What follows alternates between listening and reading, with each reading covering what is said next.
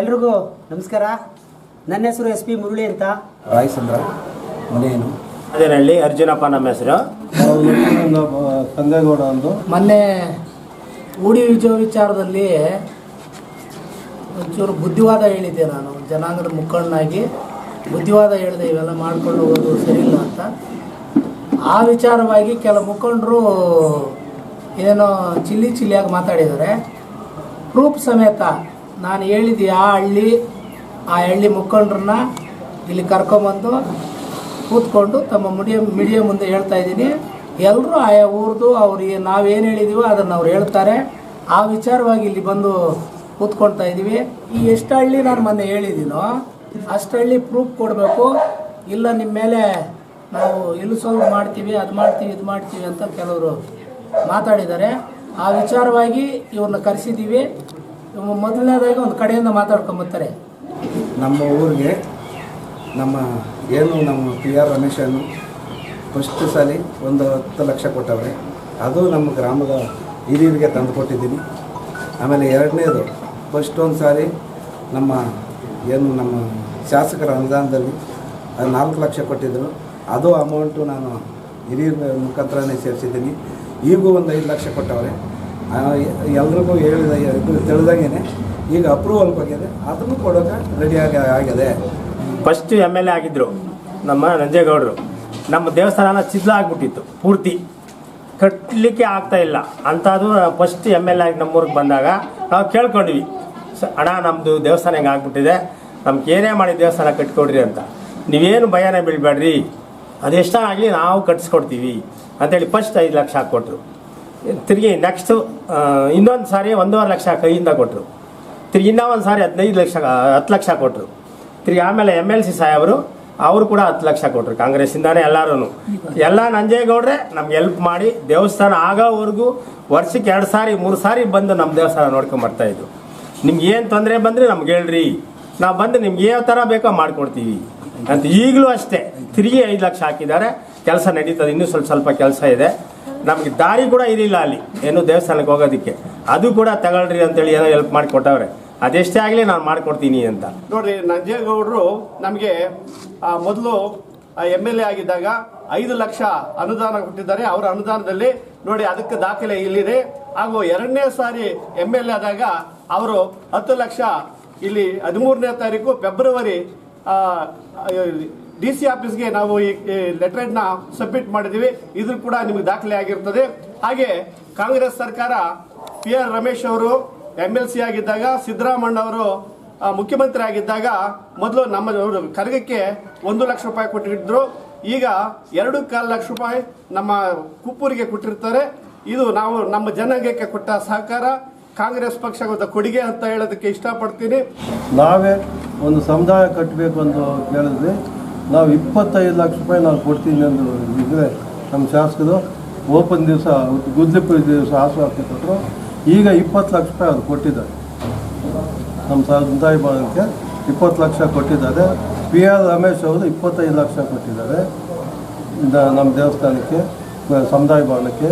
ಇನ್ನೂ ಕೆಲಸ ಇದೆ. ಮತ್ತು ಮೊನ್ನೆ ಕರ್ಗಕ್ಕೆ ಬಂದು MLA ಅವರು ಬಂದಾಗ ಅದೇ ದೇವಸ್ಥಾನ ಬಂದು ಸಮುದಾಯ ಭವನ ನೋಡೋದು. ಹಣ ಇದನ್ನ ಯಾಕಣ ಇನ್ನೂ ಮುಗಿಲಿಲ್ಲ, ಈ ಸಲ ಮುಗಿಸೋಣ ಹಣ ಇದು ಅಂದು ಆಶ್ವಾಸನೆ ಕೊಟ್ಟಿದ್ದಾರೆ. ಇವತ್ತು ನಮ್ಮ ಕಾಂಗ್ರೆಸ್ ಪಕ್ಷನೇ ಏನೇ ಆಗಲಿ ನಮ್ಮ ಜನಕ್ಕೆ ಅನುಕೂಲ ಮಾಡಬೇಕಾದ್ರೆ ಕಾಂಗ್ರೆಸ್ ಪಕ್ಷ. ನಮ್ಮ ದೇವಸ್ಥಾನಕ್ಕೂ ಸಹ ಸುಮಾರು ಒಂದು 7 ಲಕ್ಷ ದುಡ್ಡನ್ನು ಕೊಟ್ಟಿದ್ದಾರೆ. ಇವಾಗ ಮುಂದಿನ ದಿನಗಳಲ್ಲಿ ಯಾರೇ ಆಗಲಿ ನಮ್ಮ ಜನಾಂಗದ ಮೇಲೆ ನಮ್ಮ ಜನ ವಿರೋಧವಾಗಿ ಮಾತಾಡಬಾರ್ದಂತ ನನ್ನ ಅನಿಸಿಕೆ ಇದೆ. ಎಲ್ಲ ಸಪೋರ್ಟು ಅವರಿಂದನೇ ನಮ್ಮ ದೇವಸ್ಥಾನಕ್ಕೆ ಆಗಿದೆ. ಸುಳ್ಳು ಯಾರು ಹೇಳ್ಕೊಳ್ತಾರೆ, ಸುಳ್ಳು ಅಂತ. ಗ್ಯಾರಂಟಿ ಎಲ್ಲ ದೇವಸ್ಥಾನ ಆಗಿದೆ, ಅವರಿಂದನೇ ನಮ್ಮ ದೇವಸ್ಥಾನ ಆಗಿರೋದು. ಅದರಿಂದ ನಾನು ಎಲ್ಲ ಹೇಳಿ ಪ್ರಶ್ನೆ ಕೇಳತಕ್ಕಂಥ ಕುಲ ಬಾಂಧವರಿಗೆ ನಮಸ್ಕಾರ. ನೀವು ಕೆಲವು ದೇವಸ್ಥಾನಗಳು ಅನುದಾನಗಳ ಬಗ್ಗೆ ಕಾಂಗ್ರೆಸ್ಸಿಂದ ಏನು ಕೊಟ್ಟರು, ನಂಜೇಗೌಡರು ಏನು ಕೊಟ್ರು ಅಂತ ಅಂಕಿಅಂಶಗಳು ಲೆಕ್ಕಾಚಾರ ಕೇಳಿದ್ದೀರಾ. ಅದಕ್ಕೆ ನಾವು ಸ್ವಾಗತಿಸ್ತೀವಿ. ಹಾಗೆ ನಿಮ್ಮನ್ನು ಕೂಡ ನಾನು ಒಂದು ಪ್ರಶ್ನೆ ಕೇಳೋದಕ್ಕೆ ಇಷ್ಟಪಡ್ತೀನಿ. ನೀವು ಬೇರೆ ಪಾರ್ಟಿಯಲ್ಲಿ, ನೀವಿರ್ತಕ್ಕಂಥ ಪಾರ್ಟಿಗಳಲ್ಲಿ, ನೀವು ಮತ ಹಾಕಿಸಿದಂಥ ಪಾರ್ಟಿಗಳಲ್ಲಿ ಏನೇನು ತಂದು ಜನಾಂಗಕ್ಕೆ ಕೊಟ್ಟಿದ್ದೀರಂತ ಒಂದು ವಿಚಾರನೂ ಮಂಡಿಸಬೇಕಾಗ್ತದೆ. ಜನರ ಮುಂದೆ ಹೋಗ್ಬೇಕಾಗ್ತದೆ.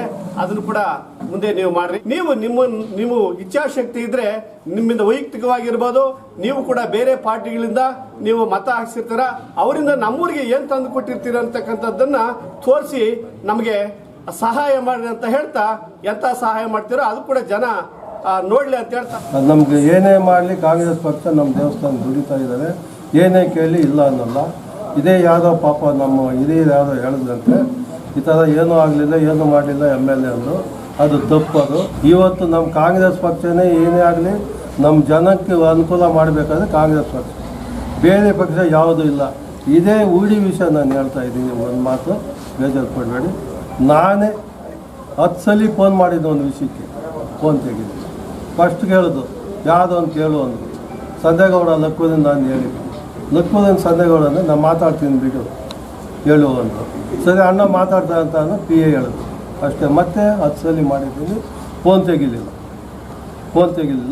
ಇಂಥವ್ರು ನಮ್ಮ ಇದಕ್ಕೆ ಬಂದು ನಮ್ಮ ಜನಕ್ಕೆ ಏನು ಉಪಕಾರ ಮಾಡ್ತಾರೆ, ಏನು ಈಗ ನಮ್ಮ 80 ವರ್ಷ ನಂಗೆ ವಯಸ್ಸು, ಯಾರ್ದು ಏನೊಂದು ಎಲ್ಲ ನೋಡ್ಬಿಟ್ಟು ಯಾರು ಏನು ಮಾಡ್ತಾಯಿಲ್ಲ. ಇದೇ ಈಗ ಹಣ ಬಂದು ನಂಜೇಗೌಡರು ಬಂದು ಆಶ್ವಾಸನೆ ಕೊಡ್ತಾರೆ, ಯಾರೇ ಹೋಗಲಿ ಇಲ್ಲ ಅನ್ನೋ ಮಾತಿಲ್ಲ ಅವ್ರಿಗೆ. ಬಡವದೇ ಆಗಲಿ ಶ್ರೀಮಂತರಾಗಲಿ ಇನ್ನೊಂದು ಇಂಥ MLA ನಮಗೆ ಸಿಕ್ಕೋದಿಲ್ಲ, ಇನ್ನು ಬರೋದಿಲ್ಲ. ನಮ್ಮ ಜನಾಂಗ ಮಾಡಬೇಕಂದ್ರೆ ಕಾಂಗ್ರೆಸ್ ಪಕ್ಷ ಇದೇ MLA ಅವರು ಇನ್ನು 2 ಸಲ ನಿಂತು ಅವರೇ ಗೆಲ್ತಾರೆ. ಈಗ ಬಂದಿರ್ಬೋದು, ಯಾರೋ ನಿಲ್ಬೋದು. ಮೊನ್ನೆ ಯಾರೋ ಹೇಳೋದಂತೆ, ನೀನು ತಾಕತ್ತಿದ್ರೆ ರಾಜೀನಾಮೆ ಕೊಟ್ಬಿಟ್ಟು ಬಾ ಗೆಲ್ಲು ಅಂತ. ಇಂಥವ್ರು 10,000 ಜನ ಏನೂ ನಡೆಯಲ್ಲ. ತಾಕತ್ತು ಈಗ ಹೇಳೋದು, ಅವ್ರು ತಾಕತ್ತು ಯಾವಾಗ ನೋಡಿಸ್ಬೇಕು, ಎಲೆಕ್ಷನ್ನಲ್ಲಿ ನೋಡಿಸ್ಬೇಕು. ಅದು ಸಾಧ್ಯ ಇಲ್ಲ. ಅವ್ರು ಯಾವತ್ತಿಗೂ ಸೋಲು ಇಲ್ಲ ಅವ್ರಿಗೆ. ಅದು ನಾವು ಹೇಳ್ತಾ ಇದ್ವಿ. ಅವ್ರು ಕೆಲಸಗಳು ಒಳ್ಳೆ ಕೆಲಸ ಮಾಡ್ತಾರೆ. ಕೆಲಸಗಳು ಏನೇ ಆಗಲಿ, ಯಾರು ಹೇಳಿದೆ ಇಂಥ 10 ಜನ ಹೇಳಲ್ಲ, 1,00,000 ಜನ ಹೇಳಿದೇನೋ ಲೆಕ್ಕಕ್ಕಿಲ್ಲ. ಅದು ಕೆಲಸ ಮಾಡ್ತಾರೆ, ರೈತರಿಗೆ ಅನುಕೂಲ ಮಾಡೋದು ಜನ ಅವರು. ಅದು MLA ಅವರೇ ಬೇಕು, ಅವ್ರು ಮಾಡ್ತಾ ಇದ್ದಾರೆ. ಇದು ನಾನು ಪ್ರಶಂಸೆ. ಏನು ಮೊನ್ನೆ ನಮ್ಮ ಮಾವನೂರೇ ಆಗಬೇಕು, ಅವರು ಜನಾಂಗದ ಬಗ್ಗೆ ಏನೋ ಒಂದು ಸ್ವಲ್ಪ ಶಾಸಕರು ಏನು ಅನುದಾನಗಳು ಕೊಟ್ಟಿದ್ರು, ಅಥವಾ ನಮ್ಮ ಜನಾಂಗಕ್ಕೆ ಏನೊಂದು ಎಷ್ಟೊಂದು ಅನುಕೂಲ ಮಾಡಿದ್ದಾರೆ ಅನ್ನೋಂಥದ್ದನ್ನು ವಿಸ್ತಾರವಾಗಿ ಹೇಳಿದ್ದಕ್ಕೆ ಅವ್ರು ಕೆಲವೊಬ್ಬರು ಅವ್ರಿಗೇನೋ ಟೀಕೆ ಟಿಪ್ಪಣಿಗಳನ್ನು ಮಾಡಿದ್ರು. ಅವರಿಗೆ ಉತ್ತರ ಕೊಡುವ ಸಲುವಾಗಿ ಈ ದಿವಸ ನಮ್ಮ ಜನಾಂಗದ ಎಲ್ಲ ಮುಖಂಡರುಗಳು ಅವರು ಕೆಲವರು ಏನೋ ನಿಮ್ಮ ನಿರ್ದೇಶನ ಹೇಳಬೇಕು, ನೀವು ಸಾಕ್ಷಿ ಆಧಾರಗಳು ಕೊಡಬೇಕು ಅಂತಿದ್ರಲ್ಲ.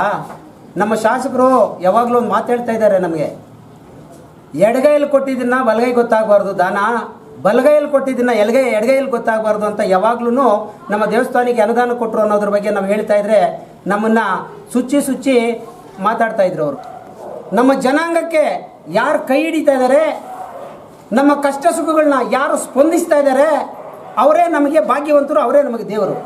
ನಮ್ಮ KV ನಂಜೇಗೌಡರು ಸರ್ ಅವರು ಬಹಳ ನಮ್ಮ ಜನಾಂಗಕ್ಕೆ ಅನುಕೂಲ ಮಾಡಿದ್ದಾರೆ. ಎಲ್ಲ ದೇವಸ್ಥಾನಗಳಿಗೂ ಬೇಕಾದಷ್ಟು ಅನುಕೂಲಗಳು ಮಾಡಿದ್ದಾರೆ. ಅವರೆಲ್ಲರೂ ನಾವು ಸಹಾಯ ಮಾಡಿದ್ದನ್ನ ಯಾವತ್ತೂ ಇನ್ನೊಬ್ಬರು ಕಿವಿಗೆ ಬೀಳಬಾರ್ದು, ಇನ್ನೊಬ್ರಿಗೆ ಹೇಳ್ಬಾರ್ದು ಅನ್ನೋಂಥ ಉದಾರ ಮನಸ್ಸು ಇರೋಂಥವರು. ಮತ್ತೆ ನಾನು ಇನ್ನೊಂದು ವಿರೋಧ ಪಕ್ಷದವ್ರಿಗೆ ಇನ್ನೊಂದು ಮಾತಾಡೋಕ್ಕೆ ಇಷ್ಟಪಡ್ತೀನಿ ಸಾಹೇಬ್ರೆ. ನಿಮಗೂ ಗೊತ್ತು ನಂಜೇಗೌಡರು ಏನು ಅಂತ, ನಂಜೇಗೌಡರ ಗಮ್ಮತ್ತು ಏನು ಅಂತ ನಿಮಗೂ ಗೊತ್ತಿದೆ. ಅವರು ಗ್ರಾಮ ಪಂಚಾಯಿತಿಯಿಂದ, ಮಂಡಲ ಪಂಚಾಯಿತಿ, ಗ್ರಾಮ ಪಂಚಾಯಿತಿಯಿಂದ ಎಲ್ಲ ಅಧಿಕಾರಿಗಳನ್ನು ನೋಡಿ ಏನು 350-60 ಹಳ್ಳಿ ನಮ್ಮ ತಾಲೂಕಲ್ಲಿ ಇದೆ. ಪ್ರತಿ ಹಳ್ಳಿಯಿಂದ ಒಂದು ಸುಮಾರು 50-60 ಜನ ಒಬ್ಬ ಲೀಡರ್ಗಳನ್ನ ಹೆಸರಿಟ್ಟು ಕರೆಯಂತ ಏಕೈಕ ವ್ಯಕ್ತಿ ಅಂದರೆ ನಮ್ಮ KV ನಂಜೇಗೌಡರು ಸರ್. ಏನಪ್ಪ ಅಂದರೆ ನೀವು ಟೀಕೆ ಟಿಪ್ಪಣಿ ಮಾಡಲೇಬೇಕಲ್ವಾ, ಯಾಕಂದರೆ ಅವ್ರು ಸರಿ ಇಲ್ಲ ಅಂದರೆ ಅಲ್ವಾ ನಿಮ್ಮನ್ನು ಸರಿ ಅನ್ನೋದು. ಹಾಗಾಗಿ ನೀವು ಟೀಕೆ ಟಿಪ್ಪಣಿಗಳು ಮಾಡ್ತಾನೆ ಇರಿ. ಅವರು ಮುಂದೆ ಅವರು ಒಳ್ಳೆ ವಿಜಯ ಸಾಧಿಸಿ ಅವರು ಇನ್ನೂ ಉನ್ನತ ದರ್ಜೆಗೆ ಹೋಗ್ತಾನೆ ಇರ್ತಾರೆ. ಈಗ ಈ ಒಂದು ಸುಳ್ಳು ಸಂದೇಶ, ಈ ಸಂದೇಶವನ್ನು ಜನಾಂಗಕ್ಕೆಲ್ಲ ಸುಳ್ಳು ಅಂತ ಹಬ್ಬಿಸಿದ್ದಾರೆ ಯಾರ ಮುಖಂಡರುಗಳು ಕೆಲವರು. ಅವ್ರನ್ನ ನಾವು ಕೆಟ್ಟದಾಗೇನು ಮಾತಾಡೋದು ಬೇಡ, ಅವರು ಮಾತಾಡೋದ್ರಲ್ಲಿ ಏನೂ ಉರಲಿಲ್ಲ. ಈ ವಿಚಾರವಾಗಿ ಎಲ್ಲರೂ ಅರ್ಥಕೊಬೇಕು. ನೋಡ್ರಿ, ನಮ್ಮ ತಾಲೂಕಿನ ಮಾಸ್ತಿ ಹೋಬಳಿ, ಟೇಕಲ್ ಹೋಬಳಿ ಎಲ್ಲ ದೇವಸ್ಥಾನದ ಗೌಡರು, ಯಜಮಾನರು, ಮುಖಂಡರು ಇಲ್ಲಿರೋದು ನಾವು. ಏನು ಸುಳ್ಳಿಲ್ಲ ಇದು. ಅವ್ರು ಮಾಡ್ತಾರೋ ಆರೋಪ ಎಲ್ಲ ಸುಳ್ಳು. ನಮ್ಮ ಜನಾಂಗಕ್ಕೆ ತಪ್ಪು ದಾರಿ ಎಳಿತಾ ಇದ್ದಾರೆ ಅವರು. ಇದನ್ನು ಎಲ್ಲ ನಮ್ಮ ಜನಾಂಗ ಅರ್ಥಕೊಬೇಕು. ಯಾರೋ ಅವ್ರ ಪಾರ್ಟಿಯಲ್ಲಿ ಅವ್ರು ಇಡ್ರಿ, ನಮ್ಗೆ ಅದರಲ್ಲೇನು ಕೆಲಸ ಇಲ್ಲ. ಸಹಾಯ ಮಾಡಿದವ್ರನ್ನ ಸಹಾಯ ಮಾಡಿದ್ರು ಅಂತ ಹೇಳೋದು ತಪ್ಪ. ಎಷ್ಟು ಮಾತ್ರ ಬುದ್ಧಿ ಇದೆ. ಬಕೆಟ್ ಹಿಡಿಯೋ ಜನ ಅದನ್ನು ಮಾತಾಡೋದು, ನಾವೆಲ್ಲ ಮಾತಾಡೋಕ್ಕಾಗಲ್ಲ. ನಾವೇನು ಬಕೆಟ್ ಹಿಡಿಯೋ ಜನ ಅಲ್ಲ. ನಾವು ಎಲ್ಲಿದ್ದೀವೋ ರಾಜಕೀಯವಾಗಿ ಅಲ್ಲೇ ಇದ್ದೀವಿ. ಇನ್ನು ಮುಂದೇನು ಮುಂದುವರಿತೀವಿ ರಾಜಕೀಯವಾಗಿ. ಯಾರು ತಲೆ ಕೆಡಿಸ್ಕೊಳ್ಳೋಂಗಿಲ್ಲ. ಎಲ್ರಿಗೂ ನಮಸ್ಕಾರ.